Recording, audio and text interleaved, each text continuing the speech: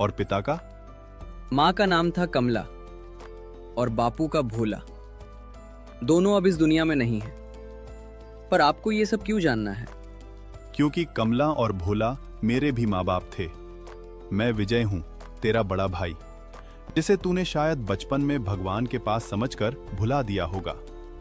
भैया, पर माँ तो कहती थी मेरा एक भाई था जो बचपन में ही मर गया। तो फिर आप? मरा नहीं था रे श्यामा। अकाल में मजबूरी में मुझे एक शहर वाले व्यापारी के साथ भेज दिया गया। तू छोटा था, इसलिए तुझे सच नहीं बताया गया। बाकी बात तेरे घर चलकर बताता हूँ, यहाँ भीड़ है। आज की रात हम भाइयों की होगी। श्यामू शुरू से अंत तक सेठ वाला किस्सा, ठेला, राजपुरा सब बता देता है। मतलब आधा से ज्यादा कर्ज तू अपने दम पर उतार चुका है, बस थोड़ा हिस्सा बचा है। अब आगे की चिंता छोड़ दे। कल सुबह सेठ के पास हम दोनों चलेंगे। उसका पैसा मैं चुका दूंगा और उसके बाद उसकी हिम्मत नहीं होगी किसी और गरीब की बेटी को कागज के सहारे बंधक बनाने की। अगली सुबह बिना बुलाए ही सेठ धनीराम तालाब वाले घर पर आ धमकता है। ओ श्यामू, बाहर निकल रे। आज तेरे इम्तिहान का आखिरी दिन है।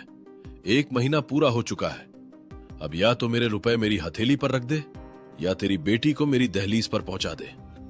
आज मैं खाली हाथ वापस नहीं जाऊंगा, ये तुझे भी पता है। सेठ जी, मानता हूँ कि अभी तक पूरे पैसे नहीं जुटा पाया, पर आधे से ज्यादा रकम मेरे पास तैयार है। अगर आप 2 हफ्ते और की मोहलत दे दे तो मैं आपका सारा पैसा ईमानदारी से लौटा दूंगा। बस मेरी बेटी को इस सौदे से अलग रखिए। मुझे तेरे बहाने नहीं सुनने। मुझे तो बस ये कागज दिख रहा है जिस पर तेरी अपनी साइन है कि 1 महीने में पैसा नहीं लौटा तो बेटी मेरी। अदालत भी यही मानेगी कि तूने अपनी मर्जी से साइन किए।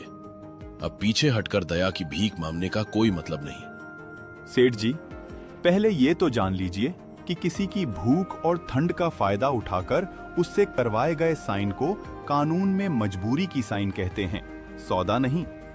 और रही बात पैसों की, तो आपका मूलधन अब किसी की जिंदगी और इज्जत के बदले में नहीं, सीधे आपके हाथ में नकद जाएगा। गिन लीजिए, जितना पैसा आपने दिया था उतना ही है, न 1 रुपया कम न ज्यादा। आपने खुद कहा था ब्याज नहीं लोगे, तो अब ये मूलधन लेके हमारा पीछा छोड़िए। तू आखिर है कौन जो ये गरीब मटन वाले का इतना बड़ा कर्ज यूं ही उतार रहा है? कल तक ये मेरे सामने गिड़गिड़ा रहा था और आज तेरे साथ खड़ा हो गया। ये सब क्या खेल चल रहा है यहाँ? मैं इसका बड़ा भाई हूँ, जो सालों पहले तुम्हारे जैसे ही लालचियों की वजह से घर से बिछड़ गया था और अब मेहनत करके इतना कमा लिया है कि अपने भाई की इज्जत को पैसे की कमी के आगे गिरने नहीं दूंगा। कर्ज अब चुक चुका है और अगर आज के बाद तुमने किसी भी गरीब की बेटी पर कागज के दम पर हक जताने की कोशिश की, तो इस बार मुकाबला झोपड़ी में नहीं, थाने, अदालत और अखबारों में होगा, जहां तेरी हवेली की हर ईंट का हिसाब पूछा जाएगा। धनीराम चुपचाप थैला लेकर लौट जाता है।